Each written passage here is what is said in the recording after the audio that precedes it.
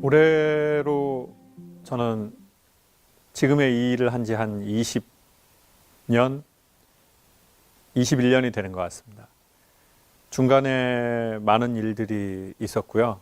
겉보기에는 그냥 한 길로 이렇게 한 스타일로 온 것 같지만 내부에서는 꽤 자주 이 일, 저 일이 있었던 것 같아요.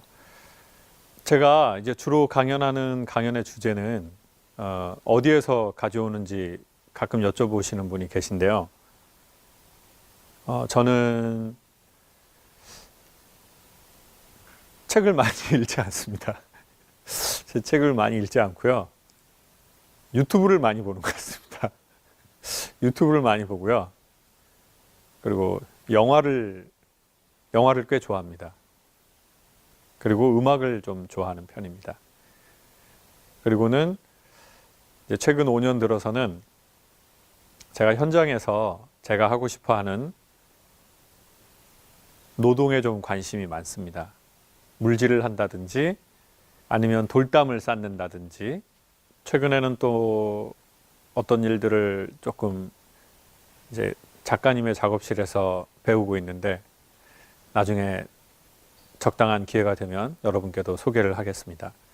저는 주로 저의 삶에 관심이 많았고 그리고 저의 과거에 좀 관심이 있었던 것 같습니다.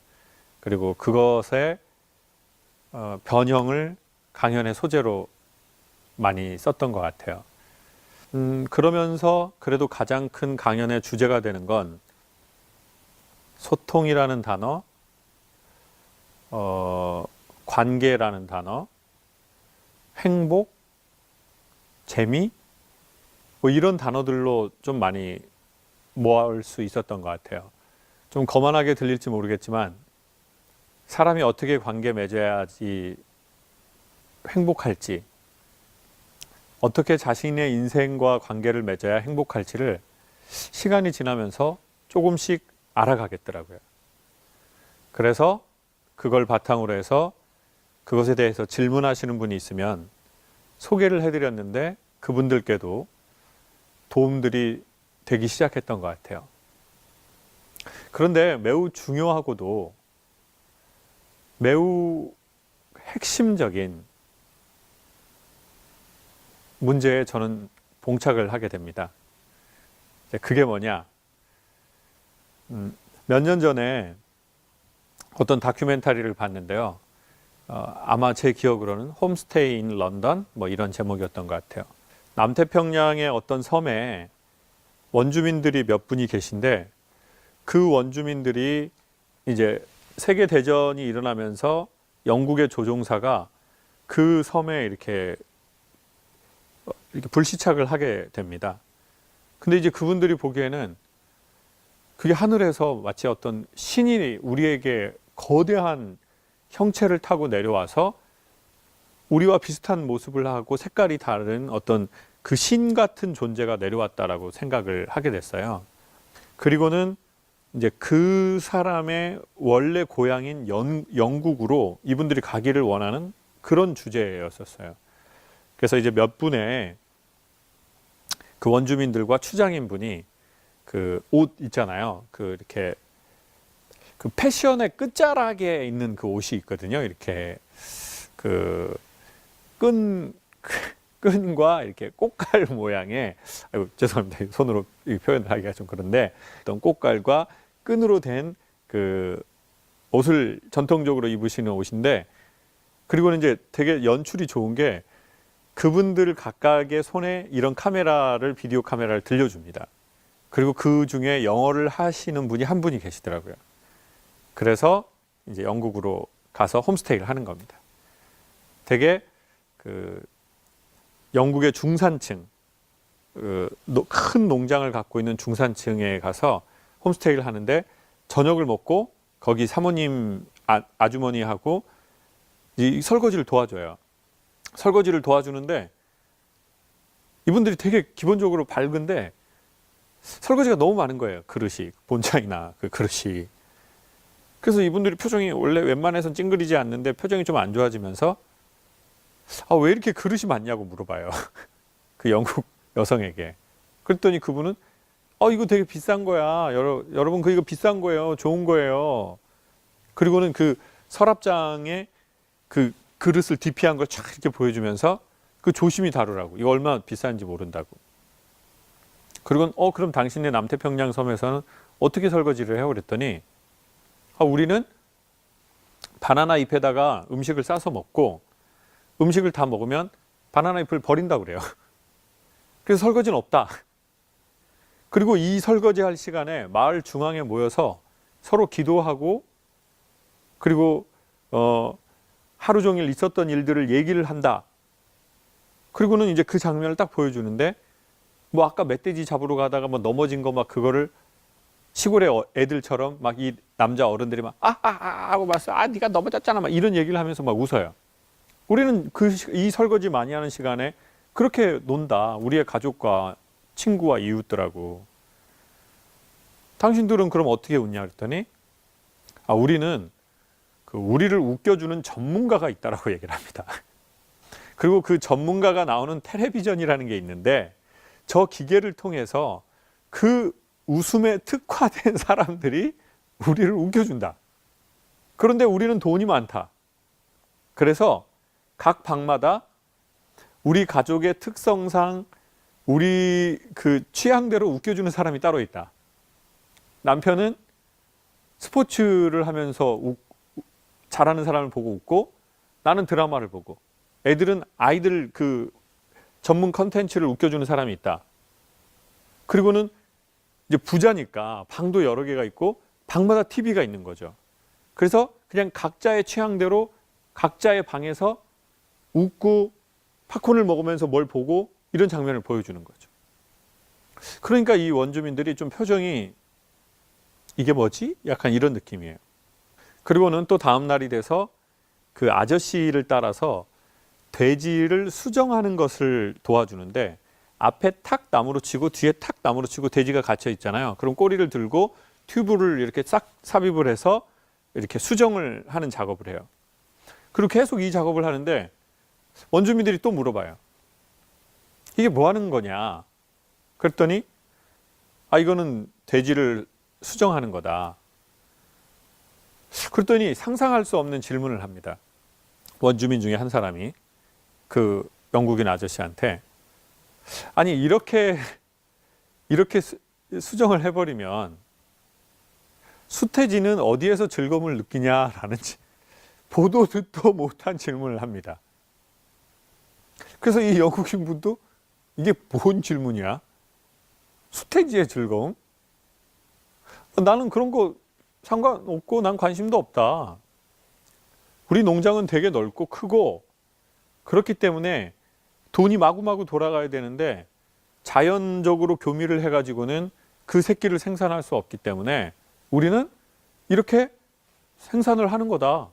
이런 얘기를 합니다. 그러니까 이분들 표정이 또 조금 안 좋아지죠. 그리고는 마지막 날이 돼서 영국의 마을 해관에 사람들이 쭉 둘러 모여 앉아 있고요. 거기에서 공연을 해줘요. 다시 자기의 원래 그 옷을 입고. 그래서 영국 사람들이 이렇게 둘러 앉아서 이렇게 팔짱을 끼고 이렇게 보는데 그분들이 보기에는 상당히 생경하죠. 남자들이 그 끈하고 꽃갈한 거 하다가 뭐 이렇게 창 들고 뭐 우우갸 뭐 이런 느낌이니까 이게 뭐 약간 예의는 지키지만 속으로 이게 뭐야?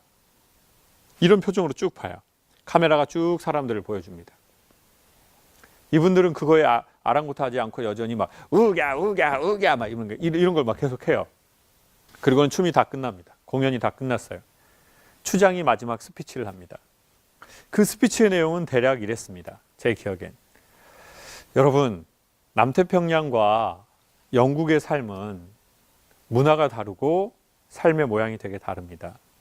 그래서 우리는 각각의 서로의 삶을 존중해야 한다고 생각합니다. 그렇지만 여러분, 행복하십시오.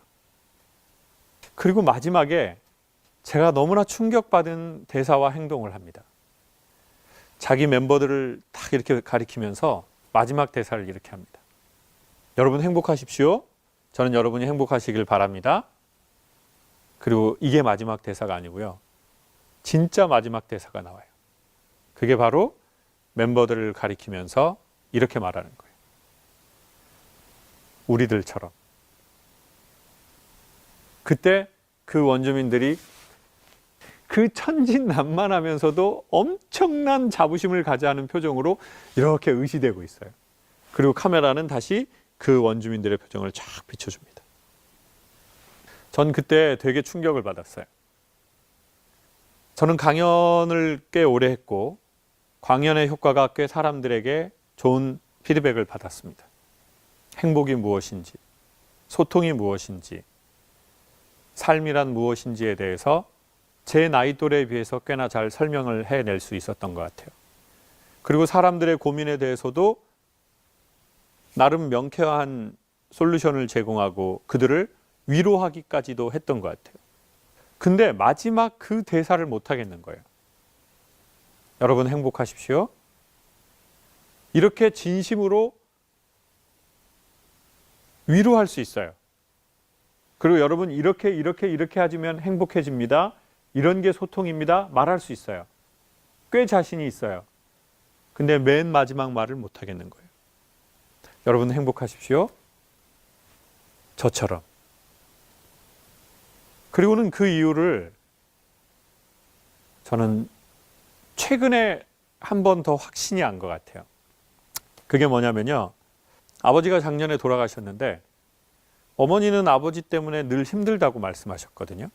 그리고 어린 제 눈에 봐도 아버지는 어머니를 자주 힘들게 했습니다. 육체적으로든 정신적으로든 경제적으로든. 그런데 엄마가 늘 힘든 모습을 본 거예요. 그리고 어린 아이였지만 그게 남자여서 그랬는지 저의 개인적 특성이었는지는 모르겠지만 제가 엄마를 지켜줘야 된다는 생각을 많이 하고 자랐습니다. 그리고 저처럼 자란 아이들이 꽤나 있습니다. 내가 우리 엄마를 지켜줘야 되는데 최근에 어떤 TV 프로그램을 보는데 그런 대사가 있더라고요. 돈 걱정을 하는 사람이 장남이래요. 이 집안에 돈이 들어오고 나가는 걸 걱정하는 사람이 장남이고 장녀라는 거죠. 막내이건 중간이건. 돈 걱정하는 사람이 가장이라는 거죠. 근데 나이가 어려도 우리는 그 걱정을 하는 아이들이 있거든요. 엄마를 지켜줘야 되는데. 근데 더 안 좋은 상황은 그겁니다. 자기의 아버지로부터 자기 엄마를 지켜야 하는. 그게 경제적으로 그럴 수 있고 사회적으로 그럴 수도 있고 육체적으로 그럴 수도 있고 관계적으로도 그럴 수 있습니다. 근데 엄마가 행복해하는 모습을 거의 못 본 거예요. 항상 근심하고 걱정하고 불평하고 원망하고 비난하고 안타까운 엄마의 너무나 연약한 모습을 많이 봤어요. 그게 점층이 쌓여서 빙산처럼. 그러다 보니까 내가 엄마를 구원해야 되는데 구원하지 못하니까 나 혼자 행복하기가 너무 미안한 거예요. 엄마는 여전히 힘든데 내가 행복하면 되나? 안 되지? 그러니까 행복할 수 있는데도 행복을 선택하지 않아요. 그럴 수 없어요.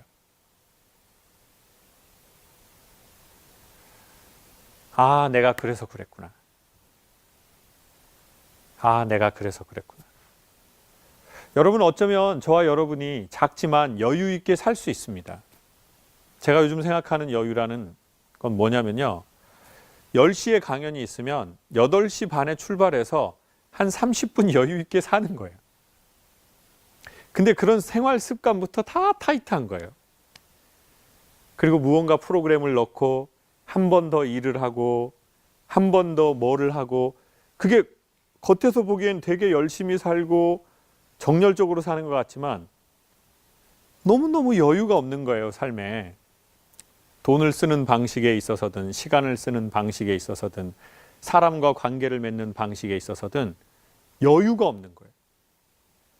그러면 전보다 좀 더 숫자가 높은 벌이를 해서 여유가 생겼냐?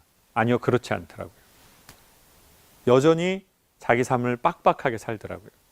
그리고 그 이유 중에 하나를 알아낸 거예요. 그건 오랜 습관이기도 하지만 엄마를 두고 나 혼자 행복할 수 없다라는 아이 컴플렉스,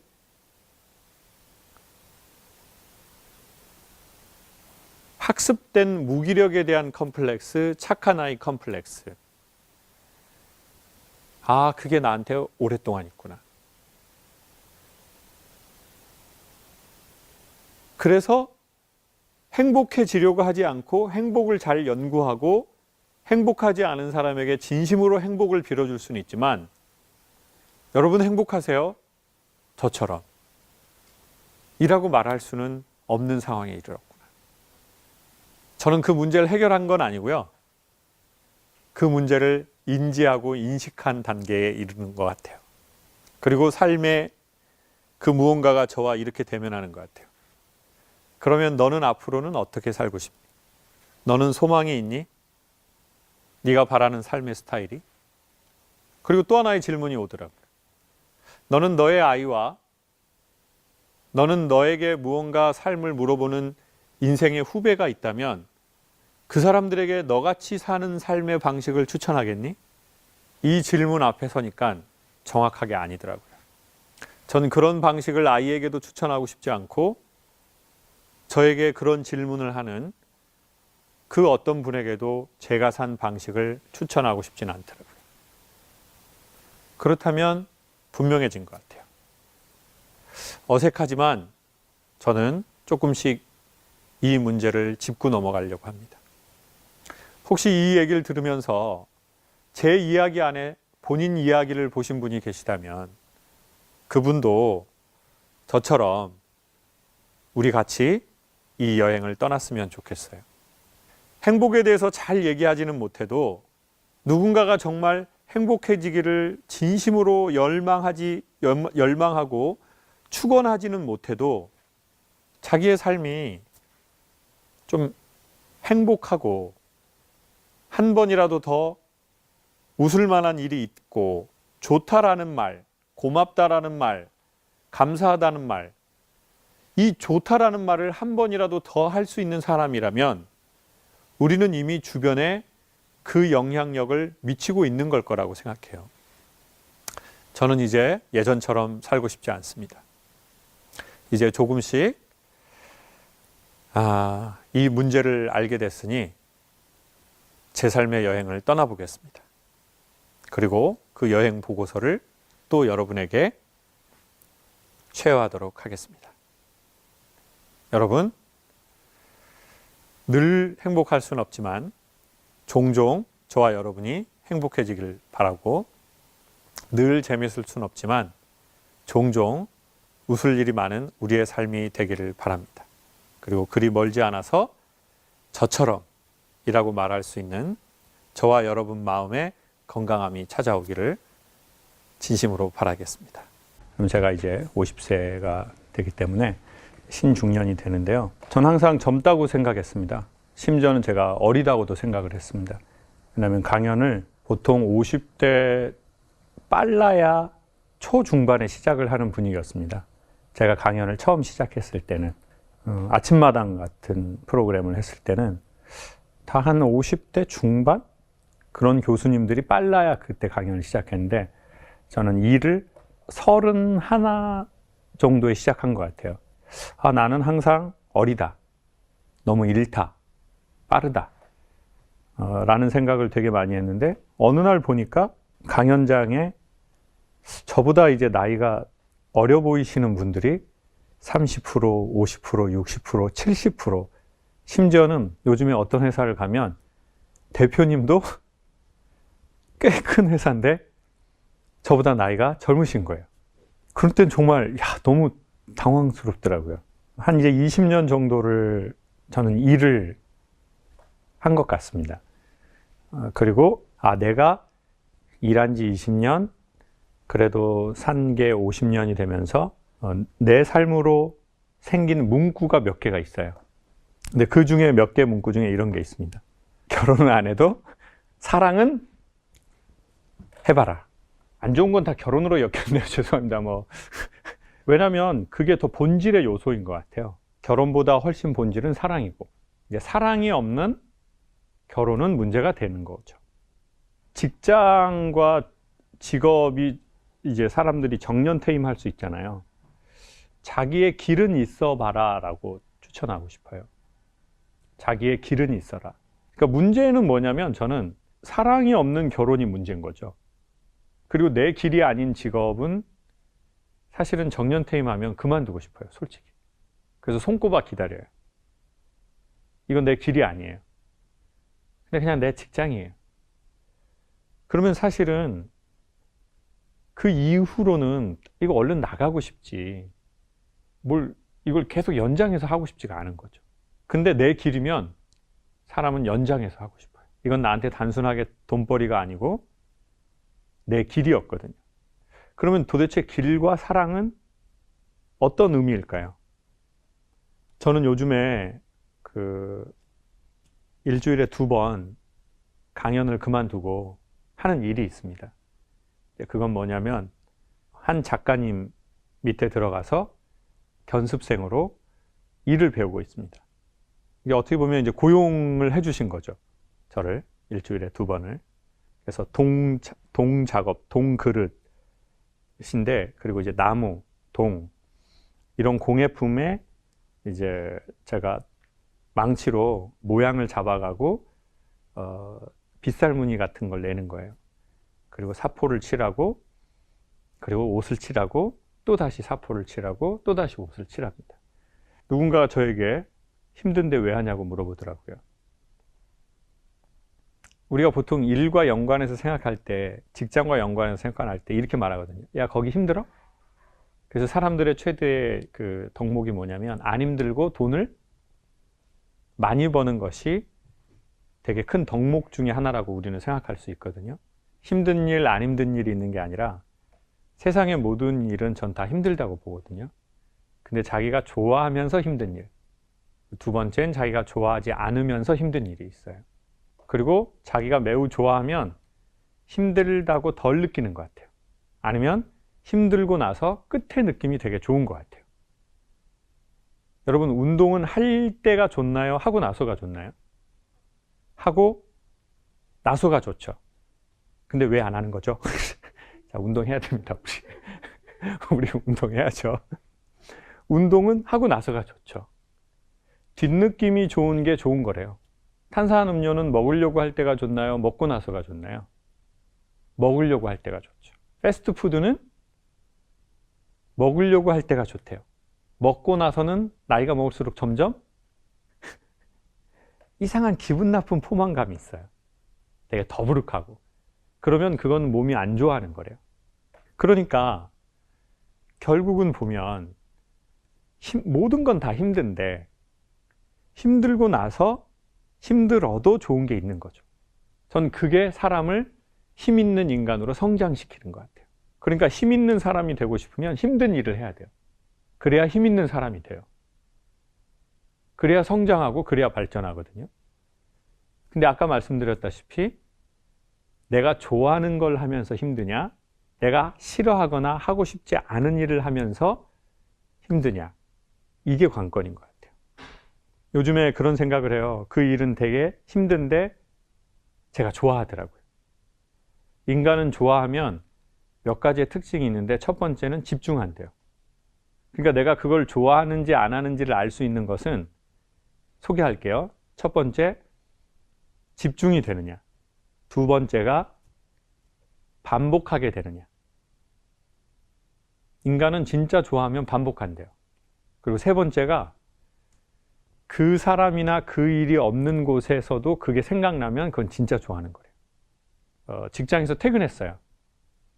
퇴근했는데 내가 그 일을 하는 곳에서 나왔는데 그 일이 생각이 나요. 그럼 이거 진짜 좋아하는 거예요. 더 쉽게 설명할게요. 백화점에서 옷을 봤어요. 눈에 들어왔어요. 집중이 됐어요. 근데 절대 먼저 사지 마세요. 후회할 수 있거든요. 근데 집에 왔는데 잊혀지지가 않아요. 자, 이제야 이해하시네요. 자, 이제야 바로 이해하시네요. 자, 옷 마음에 들었는데 바로 사면 나중에 사고 나서 후회돼. 사지 말걸. 이런 거 있잖아요. 그러니까 일단은 딱 찍어두세요. 근데 우리는 좋아하는 건 알 수 있어요. 일단 가다 보면 이게 눈에 들어오거든요. 계속 보게 된다고요. 다른 가게 왔다가 또 한번 가보게 돼요. 그 바로 사지 마시고 집에 가셔서 그날 저녁에 누워 있는데 생각이 나요. 그러면 사는 게 좋거든요. 이게 영화의 되게 중요한 대사예요. 내가 없는 곳에서도 나를 생각하나요? 여기서 포텐 터지네요. 내가 없는 곳에서 어떻게 한다고요? 나를 생각하나요? 그러면 우리가 그 일은 좋아하는 거래요. 그리고 그 사람을 좋아하는 거래요. 근데 문제는 뭐냐면 이런 사람이 많을까요? 적을까요? 퇴근했는데 막 내가 하는 일이 생각이 나요. 그런 사람이 많지는 않겠죠? 많지는 않아요. 근데 확실한 건 있어요. 없지 않아요. 저도 그 일을 퇴근했는데요. 생각이 나더라고요. 그리고 심지어는 오늘은 출근하지 않은 날인데 가보고 싶을 때도 있어요. 그러니까 제 일을 좀 만난 것 같아요. 근데 솔직히 이제 강연은 예전만큼 하지 않거든요. 이젠 강연가 막 생각나진 않아요. 근데 그 일은 생각나요. 돈과 연관없이. 그래서 그 일을 제가 계속 할 수 있으면 좋겠어요. 근데 살다 보면 그런 일이 있을 수 있는데 내가 그 일을 되게 좋아하는데 그 업무를 되게 좋아하는데 그만둬야 되는 인간의 정년이라는 나이가 오잖아요. 그럼 회사도 저도 이제 조그마한 회사를 운영하는 거니까 회사가 되게 부담이 되는 게 있어요. 이 고용에 대한. 막 성장이 너무 되면 좋지만 그렇지 않으면 어쩔 수 없이 부담이 되는 게 있거든요. 그래서 개인의 감정으로서가 아니라 회사는 하나의 조직에 살아있는 운영체계니까 어쩔 수 없이 정년이라는 제도를 여러 가지 안팎의 이유로 두게 되죠. 그런데 그 정년을 하고 났을 때 다시금 고령자를 계속해서 고용하면은 그것을 장려해주는 이 제도가 있어요. 그럼 고용노동부에서 정년이 있는 회사에서 계속 그 고용제도를 두고 그걸 운영하고 그러면 이후에 정년이 되신 분을 근로 대상으로 다시 일을 하게 하면 국가가 지원을 해주는 거예요. 근데 전 처음에 이 지원 제도를 봤을 때 이런 생각이 드는 거예요. 아, 나도 내 그 일을 하는 데에 좀 지원을 받을 수 있으면 좋겠다 이런 생각이 드는 거예요. 그래서 저는 회사가 아니잖아요. 개인이잖아요. 그래서 요즘에 뭐 하는 줄 아세요? 코로나 와가지고 강의가 다 없어졌거든요. 2년 동안. 그래서 시골에 있었어요. 그리고는 시골에 있는 농산물을 공동 구매하는 일을 하기 시작했어요. 미니 단호박, 청귤, 황금향, 공주의 밤. 여러분 사실래요? 또 안 사시겠다는 분위기네요. 알겠습니다. 사시겠대요. 아유, 감사합니다. 아유, 고객님 감사합니다. 자. 근데 제가 그걸 사서 돈을 벌고 싶어요. 그래서 그 돈으로 사고 싶은 게 생겼어요. 뭘 사고 싶냐면요. 시간을 사고 싶어요. 어떤 시간을 사고 싶냐면요. 제가 그 좋아하는 일을 할 시간을 사고 싶어요. 그래서 계속 공동구매 일을 해서 내가 좋아하는 일을 지원하는 거예요. 그냥 제 안에서 제 나름으로. 근데 요즘 너무 고마워요. 수요일 날이 일하러 가는 날이거든요. 9시 반에 출근해요. 선배님들은. 저는 수습이니까 9시까지 가요. 그래서 먼저 정리해요. 그리고 8시에 맞춰요. 꽤 많잖아요. 시간이. 중간에 점심시간이 길긴 하지만 그냥 제가 원해서 더 해요. 근데 되게 삶의 만족감이 좀 올라갔어요. 저는. 그래서 곰곰이 생각해 보니까 공동구매 농산물을 해서 지원을 하니까 제가 이 일을 좀 할 수 있게 된 것 같아요. 그러니까 그게 우리가 그런 자기가 좋아하는 업무여서 이 일이어서 할 수도 있고 아니면 경제적으로 필요해서 그 일을 할 수도 있고 아니면 너무나 안타깝게 제 아버지와 제 어른 세대들은 갑자기 자기의 업무 포지션이 사라졌을 때 그 느끼는 되게 큰 공허함이 있거든요. 그래서 저는 그걸 좀 부분적으로라도 했으면 좋겠어요. 서서히 페이드 아웃하게. 근데 지금의 정년 체제는 갑자기 그냥 절벽처럼 끊이는 거거든요. 그러니까 그때 다가오는 되게 큰 공허함이 좀 있어요. 갑자기 끝나버렸으니까. 그래서 페이드 아웃. 연극에서도 암전이라는 게 있잖아요. 서서히. 그래야 적응할 수 있죠. 그 적응하는 시간을 좀 정년퇴임하고 전 몇 년은 좀 줬으면 좋겠어요. 그리고 그것을 국가가 지원하는 제도를 소개받을 수 있는 게 되게 좋다고 봐요. 개인이든 업체에 경영하는 사장님이든. 그래서 다시 한번 소개해드리고 싶어요. 고용자 계속 고용 장려금이라는 게 있어요. 정책이 너무 길어서 제 입으로 다 설명할 수 없어요. 그래서 이렇게 하단에 안내받을 수 있는 부처 연락처나 메일도 남겨드릴게요. 삶이 서서히 이렇게 진행됐으면 좋겠어요. 갑자기 정년퇴임하고 절벽처럼 탁 끊이지 않았으면 좋겠어요.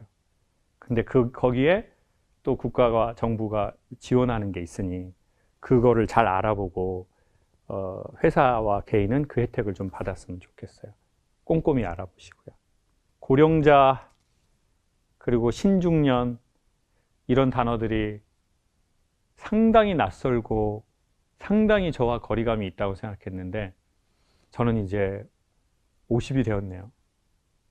어떤 회사는 65세 정년퇴임을 하거든요. 그러면 야, 이게 내 시간이 길다고 생각했는데 그렇게 길지는 않구나. 그러면 어떻게 하면 중년의 시기를 잘 보내고 잘 맞이하는 것인가 라고 생각할 때 아까 말씀드린 그 문구를 다시 소개할게요. 직장은 없고 직업은 없어도 내 길은 있으면 좋겠어요. 근데 제일 좋은 건 뭔가 봤더니 내 길인데 직장이고 직업인 거예요. 결혼은 안 해도 사랑은 했으면 좋겠는데 제일 좋은 건 그럼 뭡니까? 결혼한 사람이 사랑하는 사람인 거예요. 내 길인데 이게 내 직장이고 내 직업인 거예요. 그러면 참 이상적인 것 같아요. 근데 그 이상이 어느 날 갑자기 정년으로 확 끊겼을 때 그것을 잘 감당할 수 있도록 이렇게 페이드 아웃해서 회사도 좋고 개인도 좋게 하는 게 고령자 계속 고용 장려금이에요. 국가가, 정부가 그 일을 지원하는 것처럼 저희도 저희 마음 안에서 저희를 지원하면 좋겠다는 생각이 들더라고요. 그래서 공부하기를 잘한 것 같아요. 전 앞으로 공부를 더 열심히 막 해가지고요. 저를 좀 지원하려고요. 제가 좋아하는 일을 좀 더 오래 할 수 있도록. 그게 사랑해서 오래 하는 건지, 유대 관계를 맺기 위해서 더 하고 싶은 건지, 돈을 벌기 위해서 더 하고 싶은지, 우리의 각자의 다 사정이 있지만 확실히 중요한 건 want. 저희가 더 그 일을 하기를 원한다는 겁니다. 그것을 지원받을 수 있으면 좋겠어요. 저번에 어머니가 하셨던 말씀을 한 번 더 하고 싶어요. 알아야 면장을 해. 알아야 면장을 한다. 여기서 말하는 면장은 읍면의 장이 되시는 면장님을 말씀하시는 거죠. 인생은 알아야 혜택을 보는 것 같아요. 알아야 재미있고 알아야 혜택을 보고 이 제도의 혜택을 자세히 알아보시고 받으시면 좋겠고요. 또 우리의 마음도 우리의 삶을 좀 그렇게 지원했으면 좋겠고 최종적으로는 우리도 사랑하고 자기의 길을 가지고 살면 좋겠다는 생각이 들어요. 그럼 자기의 길이 뭐고 사랑이 뭔지를 마지막으로 소개하고 싶어요. 의미 있고 흥미로워하는 것이 자기의 길이래요. 난 이 일이 나한테 의미 있어. 이래도 자기의 길이 될 수 있고요. 나 이거 되게 흥미 있어. 이것도 자기의 길이 될 수 있죠. 그리고 사랑이라는 것은 첫 번째가 전 집중이라고 생각해요. 되게 집중하게 되고 반복하게 되고 또는 그 대상이 없는 곳에서도 그 대상이 생각나고 그러면 그게 자기의 사랑으로 가는 되게 좋은 지점이래요. 자기의 사랑이 있었으면 좋겠고 자기의 길이 있었으면 좋겠고 가장 럭키한 건 자기가 사랑하는 그 길이 자기의 직장이거나 직업일 수 있다면 삶의 만족도가 훨씬 더 올라갈 것 같아요. 우리의 삶에 조금이라도 더 사랑이 있었으면 좋겠습니다. 안녕하세요, 교수님. 삶의 가장 힘든 시기 강의를 들으면서 큰 위로와 감동을 받았습니다. 요즘은 많이 살만한 것 같습니다. 가끔 교수님의 강의를 봅니다. 어두운 시기가 지나고 오늘 이 자리에 올 수 있게 되어 감사합니다. 언제나 그러하셨듯이 좋은 강의 많이 해주시고 건강하시고 행복하십시오. 선생님께서는 그 시기가 지금 다 지났나요? 네, 이제는 제가 조금 그런 증상이 나타났을 때 어떻게 해야 될지를 조금 터득한 것 같아서 지금은 조금 활동도 더 많이 하려고 하고 좀 괜찮아진 것 같습니다. 제가 그 몇 년 전에 TVN에서 여행 프로 한번 한 적이 있었거든요. 그래서 이제 아주머니 분들, 여권 없는 분들, 그러니까 즉 해외를 한 번도 안 나가 보신 분들하고 같이 여행하는 프로였어요. 근데 네덜란드 뭐 이렇게 뭐 그쪽 프랑스 이렇게 몇 개국 가는 건데 버스로 이렇게 나라에서 나라를 이동하는데 한 아주머니께서 다른 분들은 막 재밌게 놀고 얘기도 하시는데 이분이 가만히 계시는 거예요. 말도 안 하고.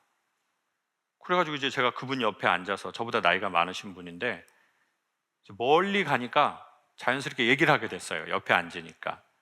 이제 그러면서 어떻게 하다가 이제 저희 엄마 아빠 얘기도 하게 되고 저희 누나들 얘기도 하게 됐어요. 저희 형제들이 대학 나온 사람이 아무도 없었어요. 이제 다 초등학교, 어떤 분은 초등학교만 나왔고 어떤 분은 중학교만 나왔고, 이제 누나들은 대부분 다 여상을 나왔어요. 그래서 인문계 나온 누나가 아무도 없거든요. 그래서 저희 집에는 항상 주판이 있었어요. 주판. 여러분 주판 알아요? 나이 잡순 분들이 많이 오셨네요. MG는 모르거든요. 주판 이런 거 이렇게 따라락 해가지고 1전이요, 2전이요, 3전이요, 4전이요 이거 알죠? 갑자기 왜 모른다고 해요? 또 나이 잡섰다고 하니까 또 모른다고 갑자기 또 바꾸시네, 태세를. 그래가지고 이제 누나가 주산무기학원 다니고 해가지고 맨날 주판 2개 이렇게 다리 껴가지고 잉 하다가 이제 옆에 대가리 까지고 막 그렇게 살았거든요. 그런 얘기들을 자연스럽게 하다가 이분 얼굴이 점점 피는 거예요.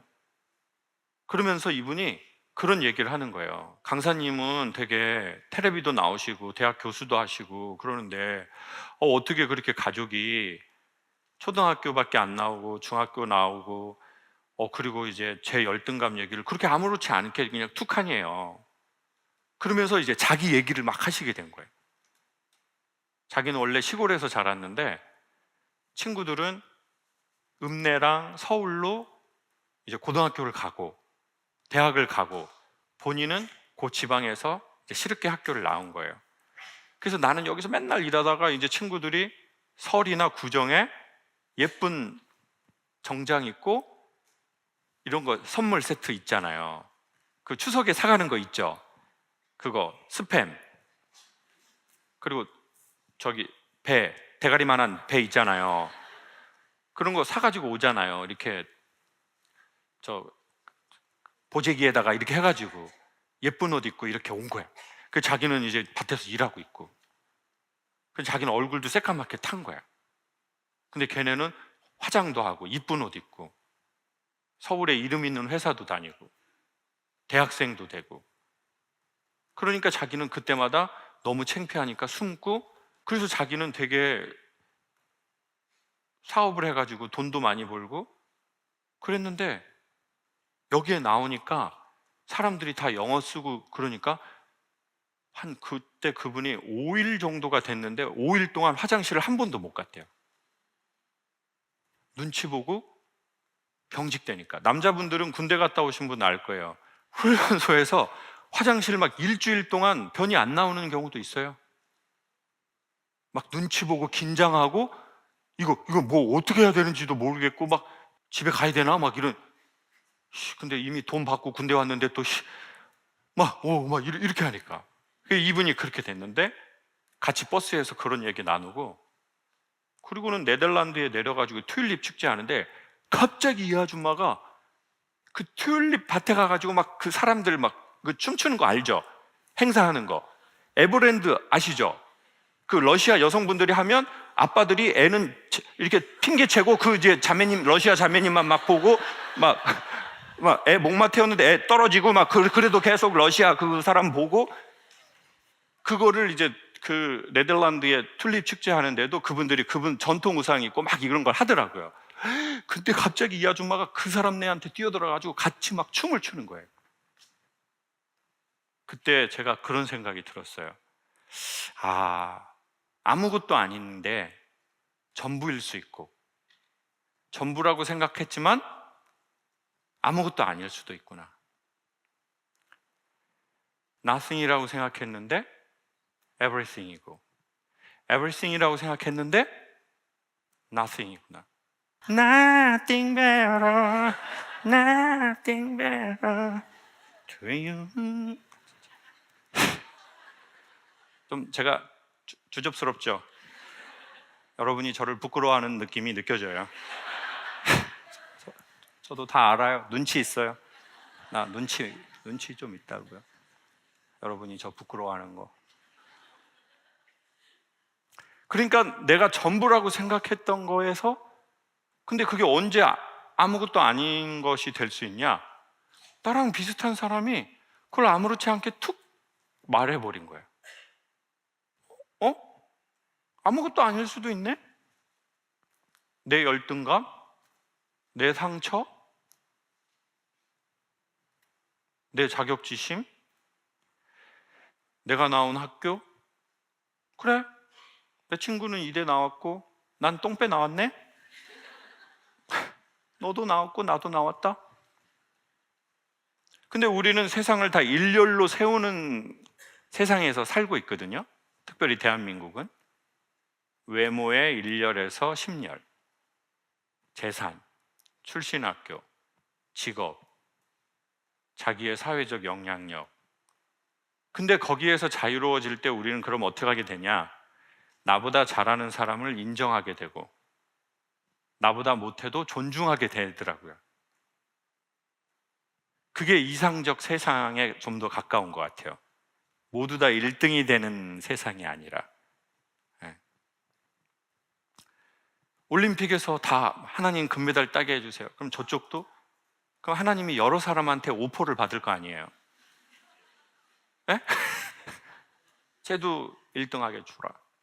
어떤 사람 하나님 이번만 도와주시면 저도 섭섭지 않게 생각하고 아니 진짜 저도 갚는 여자다 진짜 한 번만 저 곤란할 때 도와주시면 저도 섭섭지 않게 갚겠다. 그러니까 그런 식의 기도는 절대자도 곤란하신 거 아닌가? 1등은 한 명인데 다 1등하게 해달라고 하는 거는. 그리고 또 희한하게 그런 기도를 우리가 반복해서 한다면 우리는 우리의 삶이 근본적인 좀 괜찮음은 생기지 않는 것 같아요. 그냥 필요할 때 계속 급전 땡겨달라는 기도만 할 뿐이지. 그리고 자꾸 협상을 해. 이번만 해주신다면 저도 섭섭지 않게 갚겠습니다. 그리고 그런 기도하는 사람은 보통 그 약속을 안 지켜요. 그러다가 또 힘든 일이 찾아오면 압니다. 저도 저번에 제가 한 약속 지키지 않은 거 압니다. 모르는 여자는 아닙니다, 주님. 그렇지만 지금 제 상황이 곤란합니다. 만약 이 상황을 도와주신다면 저번에 못한 거에 붙여서 좀 더 큰 걸 하도록 하겠습니다. 우리는 자꾸 이런 식으로 신께 협상을 하고 때로는 협박도 하고 또 어려우면 간청도 했다가 또 안 되면 또 설득도 시켜봤다가 이러는 어쩌면 세상에 우리가 사는지도 모르는 것 같거든요. 매우 근원적인 얘기에 대해서 서로 생각해 봤습니다. 아무튼 그 터널을 잘 나오신 거 무척 축하드립니다. 안녕하세요. 기억하실지 모르겠지만 작년에 우울증으로 다녀갔던 통증의학과 의사입니다. 이게 벌써 작년이 됐나요? 우울증 약을 20년째 먹고 있는데 약을 끊을 방법은 없고 이제 흡입 치료나 입원 치료를 권유하고 있습니다. 이래서 다른 환자를 치료하는 의사가 될 수 있을까요? 의사가 된 지는 15년이 되셨으니까 그래도 꽤 오래되신 거네요. 네, 꽤 오래됐습니다. 그러면 약을 20년째 드시고 계신 거예요?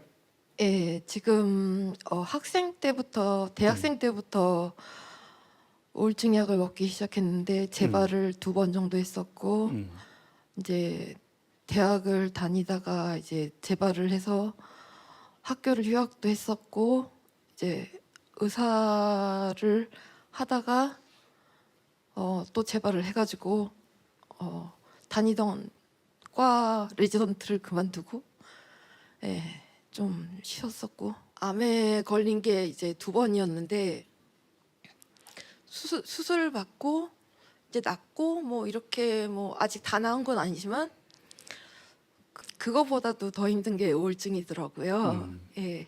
이분 그때 얘기한 거 기억하거든요. 근데 이게 진짜 몇 달도 안 된 것 같은데 작년 일이 하시는 거예요. 다른 건 아니고 지난달 암 치료 5년 완치 판정을 받고 현재 우울증도 많이 호전되어 감사의 말씀을 드리고 싶었습니다.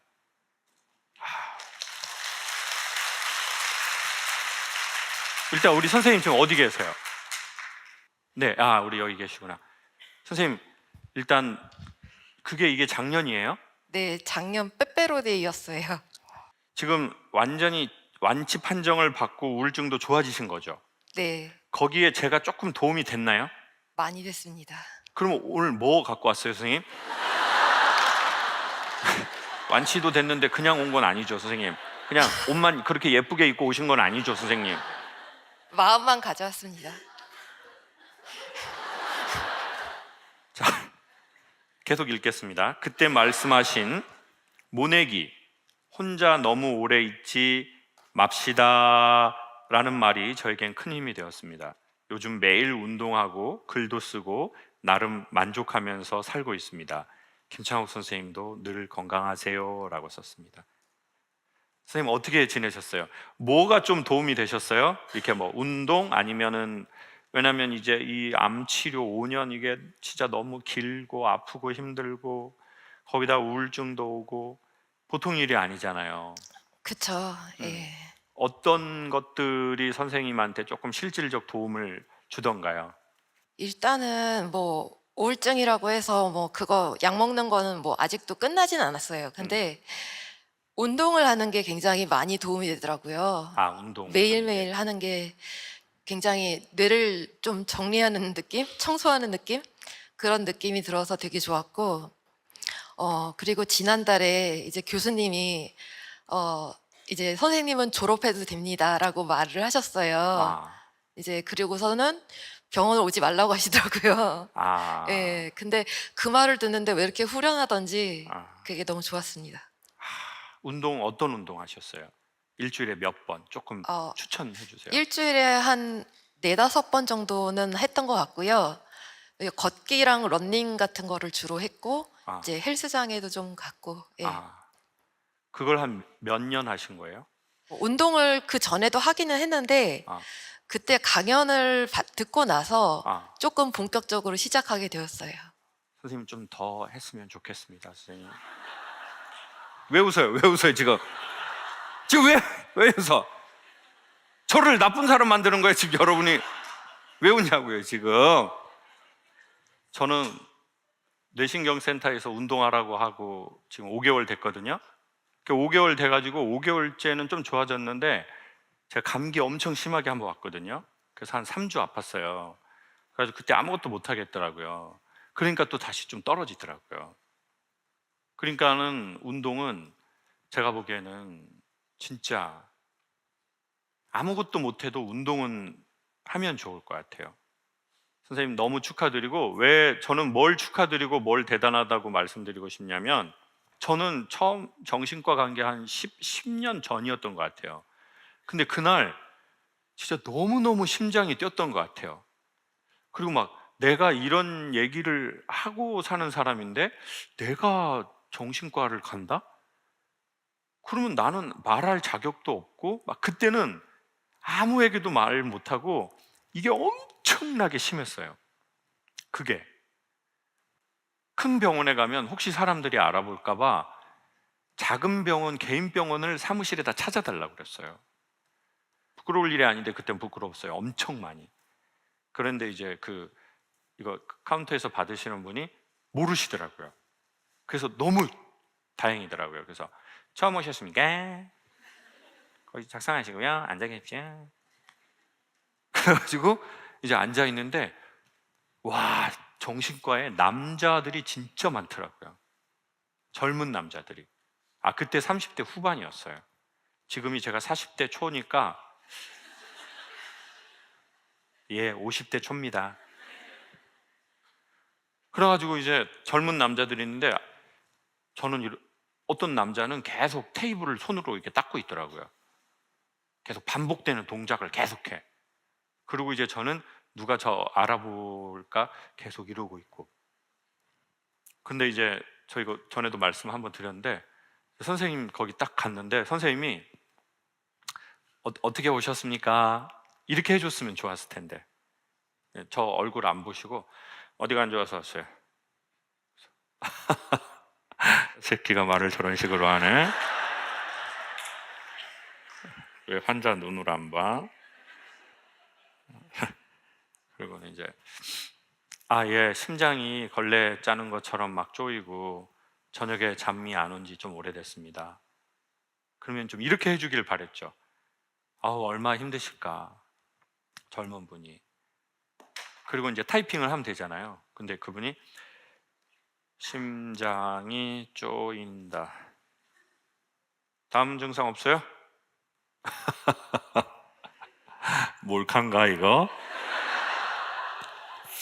뭐 재밌게 하려고 그러나? 나 이거 테스트하는 거? 그러다가 이제 그래 솔직히 여기 얘기하자, 여기까지 내가 왔으니까. 그리고는 이제 예, 목숨이 2개면 하나는 이쯤에서 제가 정리를 하고 싶습니다. 죽고 싶다. 선생님 계획이 바뀌었습니다. 선생님을 먼저 없애고 나서 제가 죽도록 하겠습니다. 선생님 다시 써주십시오. 선생님. 진짜 그 말이 여기까지 올라오더라고요. 그리고는 이제 약 좀 달라고 하고 약을 이만큼 이제 받고 그런 약을 먹었는데 기분이 나쁘니까 효과가 없는 것 같더라고요. 기분이라는 거는 실제 뇌 신호거든요. 세상에 기분은 없습니다. 다 화학적인 겁니다. 전부 다. 양자역학을 보면 세상에는 기분 이런 거 없어요. 기분은 다 신경 전달 물질이고 전기 신호고 다 실존이에요. 사람은 웃는 것도 기분인 것 같지만 웃는 것도 다 실존하는 화학적 현상입니다. 그러니까 한 번 웃을 때 의학자들은 수명 연장의 효과로 9초에서 7초라고 그랬습니다. 여러분 2시간 동안 한 50번 이상 웃거든요. 그럼 얼마 수명 연장 되겠어요? 이게 이렇게 분위기가 안 좋아질 질문이에요? 지금 그 계산 안 돼가지고 지금 분위기 막 어쨌든 15분 이상 살아요. 이거는 실존하는 현상이라는 거예요. 현상. 화학적 현상, 물리적 현상. 그래가지고 이제 그때 이후로 쏙 들어가 버린 것 같아요. 제가 누구한테 더 이상 말하고 싶지 않은 거죠. 그리고 전문가 그룹도 불신이 되게 되고 모든 선생님이 그러진 않을 텐데 그 우를 우리가 범하기 쉬운 거죠. 그랬는데 선생님은 닥터이고 통증의학과 내가 선생님이에요. 근데 내가 개인적으로 상담은 당연히 받고 아프면 치료받을 수 있지만 많은 사람이 있는 곳 앞에서 내가 이제 이러이러한 일로 지금 힘든 시간을 보내고 있다는 걸 얘기하는 거는 진짜 쉽지 않은 거거든요. 전문가로 활동을 하셨고 또 계속 하실 건데 그거는 엄청 멋있고 상당히 건강한 사람만 할 수 있는 일이라는 거죠. 그래서 그 점을 특별히 2배, 3배 축하드리고 싶고 박수 보내고 싶고 또 와주셔서 감사하고 다음에 또 오신다면 빈손은 안 된다. 감사합니다, 선생님. 오늘 문득 뒤에서 여러분의 엽서를 읽으면서 정말 좋은 시간을 보내고 있구나라는 생각이 들었습니다. 사람들이 자기 안에 있는 이야기를 누군가에게 말할 수 있고 또 우리는 이것을 웃으면서 서로 이야기하고 생각할 수 있다는 건 괜찮은 시간을 함께 서로 이야기하면서 보내는 것 같습니다. 한 번에 구원자가 나타나서 우리의 문제를 완벽하게 해결할 수는 없지만 그 일에 대해서 솔직하게 어느 정도는 이야기하고 함께 생각해 보는 시간을 갖는 것은 상당히 괜찮은 것 같습니다. 그리고 마지막으로 바라건대 김창옥 TV나 김창옥이라는 사람이 하는 강연을 혹여나 보신다면 제가 하는 내용만 들으면 매우 위험해진다고 생각합니다. 그러니까 이쪽 분야에 관심이 있다면 다른 거 몇 개 더 들어보시면 좋을 것 같아요. 그게 오히려 더 좋은 균형감을 찾을 수 있다고 생각합니다. 누구라고 말하진 않겠습니다. 그건 여러분이 알아서 판단하시면 좋겠습니다. 안녕하세요. 사흘 전에 남자한테 고백했는데 차였어요. 제가 첫눈에 반했고 이런 감정은 흔한 일이 아니어서 깊게 좋아하게 됐어요. 다만 하나 걸리는 건 나이 차이입니다. 알고 보니 저랑 10살 차이가 나더라고요. 저는 31살, 상대는 41살이에요. 결혼이 급한 것도 알고 있고 저도 정말 좋아하거든요. 극복할 수 있거든요, 저는. 근데 제가 너무 어려서 안 된대요. 31살이요? 오빠가 이상형에 가깝다고 다른 직원한테 말한 걸 전해 들었어요. 그래서 나이 차만 아니었다면 우리가 만났을 텐데 하는 아쉬움 때문에 포기가 안 됩니다. 만나자고 하면 주말에도 만나고 잘 챙겨줘요. 어떻게 하면 이 남자의 마음을 열까요? 아니면 제가 혼자 착각하는 걸까요? 저는 얼굴만 보면 바로 알 수 있습니다. 이 말씀을 드리고 싶습니다. 천국은 누구의 것이라고 했습니까? 그렇죠. 천국은 침노하는 자의 것이다. 영어로 하면 heaven, 한국말로 다시 하겠습니다. 천국은 침노하는 자의 것이다. 침노가 뭐예요? 그렇죠. 쳐들어가는 거. 미인은 누가 차지한다고 했습니까? 정말입니까? 자, 제가 말하는 미인을 이렇게 정의하겠습니다. 미인은 의미와 흥미. 의미 있는 삶과 흥미 있는 삶을 살고 싶다면 용기를 내야 된다. 얼굴 이쁜 거 그런 거 말하는 게 아니에요. 근데 그거 되게 유사해요. 여러분 봐보세요. 자, 남자 입장에서 여성들을 봤어요. 근데 저 여성이 되게 매력적이에요. 얼굴 딱 봤는데 남자들은 솔직히 어쩔 수 없이 얼굴 보고 이제 뭐 아질서, 무질서 이런 다 느끼면 다 알거든요. 맞다, 몸매 장난 아니다, 장난꾸러기다 이런 거 다 느껴버려요, 그냥. 그 0.2초에 안 돼요, 뇌가. 근데 그러면은 이제 남자들은 예쁜 매력적인 여성이라고 할게요. 매력적인 외모를 가진 여성을 딱 보잖아요. 그러면 대부분의 남자는 무슨 생각을 할까요? 저 여자는 남자친구가 있을 거야. 저렇게 예쁜데 남자친구가 없겠어? 그것도 저 정도 외모면 되게 능력 있는 남자가 있을 거야. 그러니까 나는 안 돼. 여러분 의외로 방송국에서 강연하고 뭐 방송하다 보잖아요. 정말 매력적인 외모를 가졌는데 어머 남자친구가 없어. 그리고 결혼도 안 했어요. 그분들이 한 말이에요. 자기는 남자친구도 없고 결혼도 안 했는데 남자들이 다 지레 겁을 먹는다는 거예요. 아, 결혼했을 거야. 남자친구가 있을 거야. 아니면 주변에 얼마나 돈 많고 능력 있는 남자가 찝적대겠어. 저렇게 매력 있는데. 이게 바로 남자 여자 얘기를 하는 게 아니라 진짜 자기가 좋아하는 삶이 천국이고 그게 미인이거든요. 나 정말 이 여성분이 지금 너무 원하잖아요. 나 저 남자 너무 원해요. 자, 그러면 아우 안 될 거야 이렇게 생각한다고요. 이래서 안 될 거야, 저래서 안 될 거야. 근데 자 봐봐요. 모든 삶은 처음에 반드시 대부분 튕겨요. 의미 있는 삶은. 그때 얌전히 돌아가는 인간들이 있어요. 아, 식사 한번 합시다 이렇게 했는데 어떻게 여자가 오케이 좋아요 이렇게 안 한다고요. 그러면 예의를 갖춰서 또 가세요. 아, 저 식사 한번 하시죠. 아니 뭐 부담 갖는 거 식단 말고 김밥 천국 갈래요 저랑 같이? 구원열차 한번 탈래요 저랑 같이?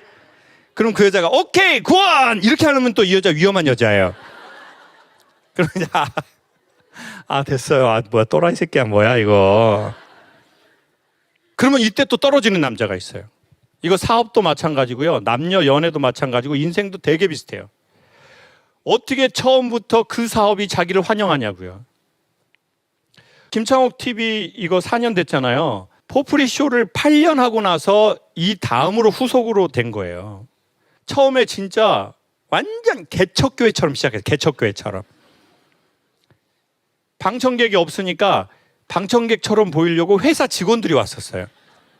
뭐 어떻게 해야 되는지도 모르고 3년을 했다니까요. 그리고 8년을 하고 그리고 3년을 쉬고 그리고 4년을 해서 김창욱 TV가 오늘 저하고 여러분하고 이렇게 만난 거예요. 수많은 실수, 수많은 후회, 수많은 실패. 그 실수, 실패, 시도, 도전 그걸 계속한 거죠. 그러니 제가 여성분에게 추천드릴게요. 이 이후로 뭐하러 떨어집니까? 언제까지 해봐야 돼요? 후회 없을 때까지.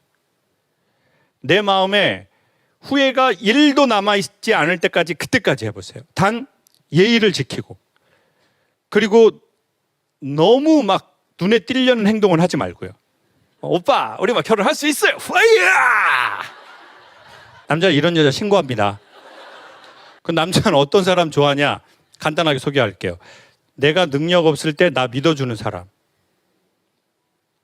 나도 나를 의심하는데 나를 믿어주는 사람. 나도 나에게 확신을 못하는데 나를 확신해주는 사람. 남자분들 맞아요? 틀려요? 자, 봐보세요. 이 슬프고도 묵직한 음성. 맞아요! 우리 엄마도 나한테 그렇게 안 해줬어. 똥멍청이라고 했단 말이에요. 똥멍청이. 나도 나를 의심하는데 나를 믿어주는 사람. 결혼은 그런 여자랑 하고 싶어요. 끝까지 해보십시오. 후회 없을 때까지. 박수 한번 쳐. 안녕하세요. 저는 결혼 3년 차 30대 초 여성입니다. 남편과 둘 다 선생님 강연 좋아해서 처음으로 직접 들어왔습니다. 간단하게 제 고민은 남편은 전문직이고 저는 제 사업을 하고 있습니다. 저희는 아직 자녀가 없습니다. 자녀에 대한 고민이 깊습니다. 아이가 정말 필요한지 지금도 일에 치여서 힘든데 우리가 육아까지 가능할지 의문이 듭니다. 현명한 조언을 부탁하겠습니다. 3년 차 30대 초반이신데 남편분도 아이를 원하세요? 아니면 두 분 중에 한 분이 원하세요? 아니면 두 분 다 약간 지금은 조금 유보적이세요? 어떠세요? 남편은 원하고 저는 아직 좀 고민하고 있습니다. 본인은 어떤 이유로 조금 미루고 있는 편이세요? 저 하나 건사하기도 힘든데 나 하나 양육을- 건사하기도 힘든데. 그리고 남편과 지금 둘이서도 잘 지내고 있는데 꼭 아이가 필요한가에 대한 고민이 되게 흥미로운 사실이 어떤 현상이 일어나는 것 같냐면 보통은 지금 선생님 부부의 그 방식이 틀렸다는 게 아니라 보통은 우리 둘이 너무 좋으면 우리 둘이를 닮은 새로운 존재가 나오면 얼마나 이에 또 다른 뭔가가 있을까라고 생각을 보통 했던 것 같아요. 전에는. 그리고 전에는 아이를 안 낳으려고 했던 이유 중에 하나가 내가 이놈하고 지금도 이렇게 싫은데 저 종자를 닮은 것이 나오면 와 이런서 조금 우리가 미루던 시절이 있었는데 지금은 우리 둘이 있어도 이렇게 좋은데 우리가 또 아이를 낳으면 어떻게 될까 거기에 대해서는 살짝 궁금하기도 하고 그리고 두 번째는 우리 부모님이 우리를 낳아서 되게 좀 안정적인 컨디션으로 양육하고 키우고 정서적으로 우리가 그 토양에서 자랐다면 우리가 조금 덜 그렇게 생각할 수 있는데 내가 조금 힘든 상황을 정서적으로나 경제적으로나 사회적으로 경험했어요. 그러면 우리는 우리 아이한테 그런 상황을 좀 안 주려고 하는 게 훨씬 더 강해지는 것 같긴 하거든요. 일반적으로는. 근데 우리 선생님은 좀 어떠세요? 이 면에서는 내가 그래도 나는 조금 이렇게 좀 괜찮은 컨디션에서 너무 이렇게 이렇게 막 균형 잡으려고 막 하는 집안에서 자랐는가? 아니면 그래도 저는 좀 정서적으로나 사회적으로 좀 그래도 좀 평탄한 집안에서 좀 자란 것 같다. 어떠세요? 선생님 경우에는? 평온하고 뭐 두 분 다 좀 평온한 집안에서. 그렇다면 제 생각에는 좀 더 완벽해지려고 하는 성향이 있으세요? 아니면 조금 좀 모자라는 걸 잘 좀 용납하시는 성향이세요? 어떠세요? 남편은 좀 용납하는 게 강하고 저는 거의 완벽주의자. 여기서 걸렸네요. 자, 지금 제가 여기서 틀리면 강의를 그만두려고 했는데 저 정말 많이 조만조만했고 지금 식은땀이 났거든요. 제가 전혀 몰라가지고. 그러면 어쩌면 우리는 그 이유일지도 모르는 것 같아요. 내가 완벽하게 엄마로서 준비가 되었나?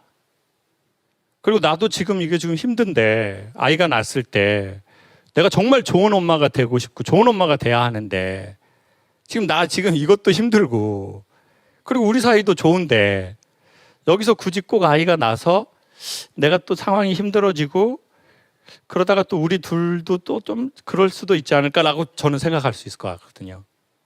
제가 아주 완벽하고 싶다면. 제 개인적인 의견을 묻는다면 아이를 낳으면 선생님이 지금까지 살았던 세계와 또 다른 세계가 있음을 알 수 있다라고 추천한다면 추천하고 싶습니다. 마치 나니아 연대기라는 영화에 보면 아이가 옷장 안에 들어가서 문이 있거든요. 거기에 문을 열고 들어가면 또 다른 세계가 나오거든요. 아이를 낳는다는 건 집에 아이가 있다는 건 전 그런 느낌이라고 생각하고 싶어요. 뭐 행복하다, 좋다, 뭐 아이가 있으면 막 똥도 손에 만지고 좋다, 막 이런 게 아니라 아이가 나온다면 특별히 선생님에게 되게 새로운 세상으로의 여행이 될 것이다. 그 세계로의 여행을 두려워하지 마셔라. 오늘 저녁에 좋은 시간 서로 부부가 있고. 감사합니다. 사랑하는 제 아이를 잃었습니다. 그 당시 원인 모르는 질병으로 아이를 떠나보냈고 부검 후에 아이의 병을 알게 되었고 오래 살지 못하는 병이었다는 걸 알게 되었습니다. 하지만 유전병 외에 골절이 나와서 경찰과 검찰 조사를 받게 되었고 재판까지 진행돼야 하는 상황입니다. 문제는 골절 원인을 모르고 유전병과 골절 상관관계를 밝혀야 하는 상황입니다. 오랜 시간이 걸려야 해결되는데 진실은 밝혀지겠죠. 하루하루가 너무 힘이 듭니다. 손을 드실 수 있다면 드시셔도 되고 아니면 그냥 제 자그마한 의견을 말씀드리고 넘어가겠습니다.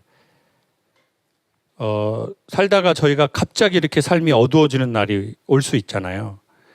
그때는 갑자기 문제를 해결하려고 하고 갑자기 나갈 길을 찾으려고 하면 오히려 그때 사고가 별일 아닌 걸로 나는 경우가 많은 것 같아요. 근데 우리 어머니인지 아버지인지 모르겠지만 이 글을 쓰셨다는 건 되게 좋은 일입니다.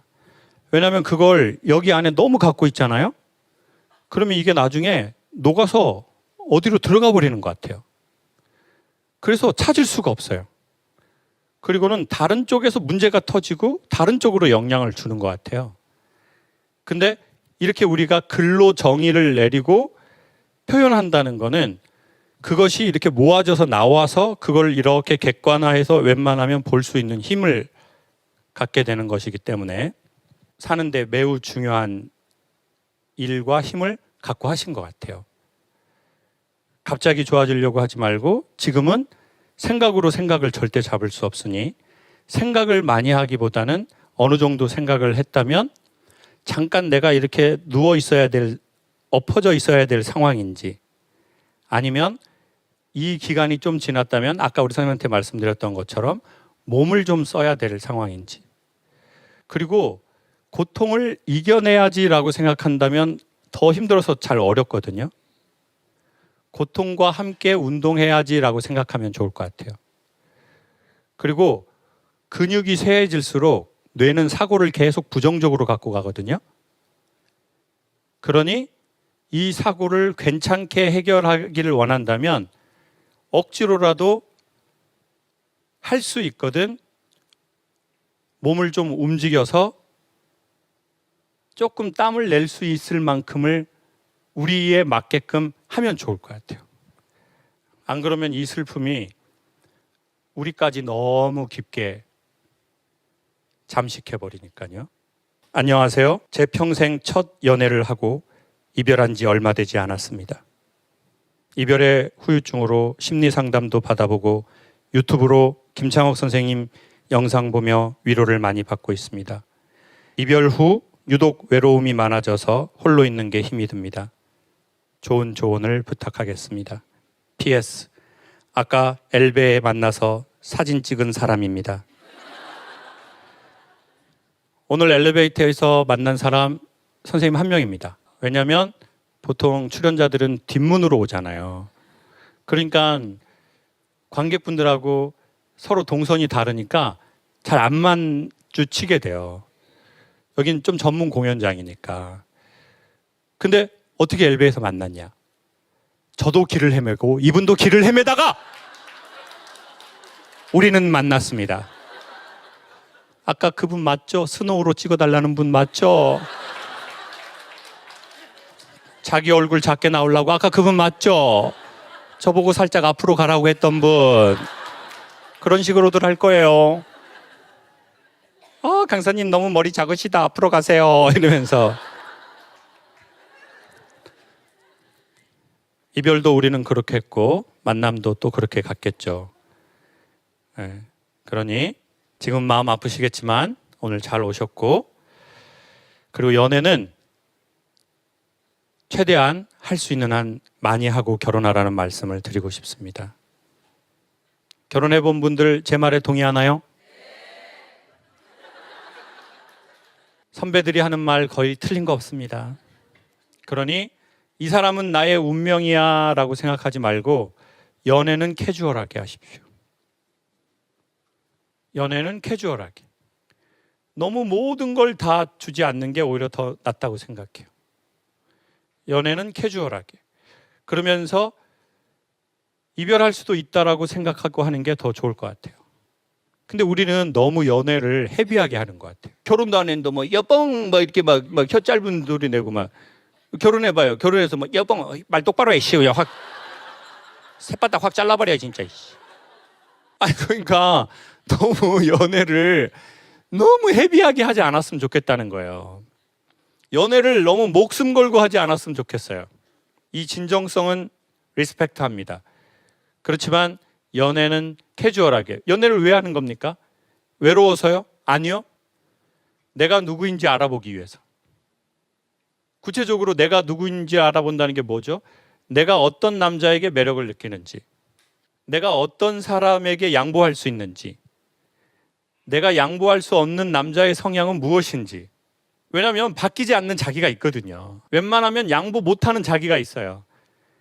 그리고 또 그 사람에 대해서도 알아보는 거잖아요. 아, 저런 사람이면 내가 이런 걸 양보 못하겠다고 생각했는데 양보할 수 있겠는데? 알아보는 게 연애지 살아보는 게 연애가 아니라는 말씀인 거죠. 그리고 진짜 연애해서 결혼 얘기 나오기 전에는 꼭 이거 대한민국 아줌마 수백만 명 얘기를 제가 대신해 드릴게요. 언어의 궁합을 꼭 봐야 돼요. 그럼 언어의 궁합을 보라는 게 무슨 말이냐면 이 남자의 모국어를 알아봐야 되는데, 모국어는 뭐냐? 지금 이 남자가 나한테 막 호르몬 나와가지고 잘해주는 때가 있다고요. 막 이렇게 막 오빠 나 옷 없어. 그럼 막 호르몬 나올 때는 뭐 사줄까? 이때는 호르몬 나와서 미쳐가지고 하는 거예요. 호르몬 떨어져야 이 남자의 진짜 언어를 알 수 있어요. 그러니까 결혼하기 전 여성분들 오늘 여기 오셨다면 시아버지가 시어머니한테 말투 어떻게 하는지 꼭 한번 보고 결혼에 참조하십시오. 그게 그 남자가 30년이 지나서 여러분에게 하는 말투의 70%와 동일합니다. 결혼하신 여성분들 제 얘기 맞아요, 틀려요? 자, 봐봐요. 이 원성과 원망과 후회와 탄식과 맞아요! 어찌합니까? 어떻게 할까요? 엄청나게 의지가 있어서 새로운 언어를 배우지 않는 한 아버지의 언어를 쓰는 거예요, 아들은. 그럼 안 되는 거냐? 아니죠. 의지가 있으면 한국 사람으로 태어나도 영어 잘할 수 있잖아요. 그렇잖아요. 근데 그건 의지와 노력을 꽤 많이 해야 돼요. 진짜 제 얘기 들으시고 웬만하면 모국어 좋은 남자. 남성들은 얼굴도 예쁜 얼굴이 있는 것처럼 말도 기본값 말이 예쁜 여자분이 있어요. 이런 게 예쁜 말. 여보, 근데 또 난 또 당신처럼 그렇게 생각이 많지는 않은 것 같아. 내가 좀 너무 단순해서 그러나? 이런 와이프가 있고, 생각은 겁나 많아 그냥. 실천으로 옮기란 말이야, 자기야. 생각으로 생각을 잡을 수 없다고 김창욱 강사님이 말씀하셨어.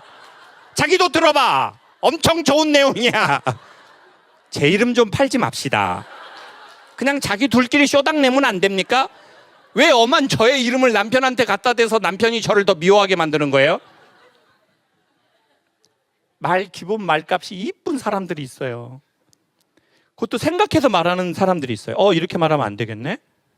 말 좀 이쁘게 해야 되겠네? 엄마, 나 이건 너무 좋지. 엄마 너무 기쁘다. 이런 엄마가 있고, 엄마가 하라는 대로 하니까 되잖아. 너 엄마가 틀린 말 하는 거 봤어? 애들도 새엄마 원하게 되고 이렇게. 끝으로 간곡하게 추천드립니다. 결혼 안 하신 분들 오늘 오셨다면 진짜 말 예쁘게 하는 여성, 연애할 때. 그리고 남자분 고르신다면 그냥 자기 밥벌이 할 정도로 벌면요, 저기 모국어 좋은 남자랑 하세요. 남자 큰 능력을 원하시잖아요. 그럼 반드시 여러분도 그 대가를 치러야 돼요. 그리고 끝으로 만약 나는 부모에게 그런 언어를 못 받았다라고 한다면 어떻게 해야 될까요? 이쁜 말 하는 사람 곁에 가거나 이쁜 책을 보거나 이쁜 에너지가 있는 곳에 가시면 돼요. 그걸 구독, 좋아요, 알림이라고 해요. 감사합니다.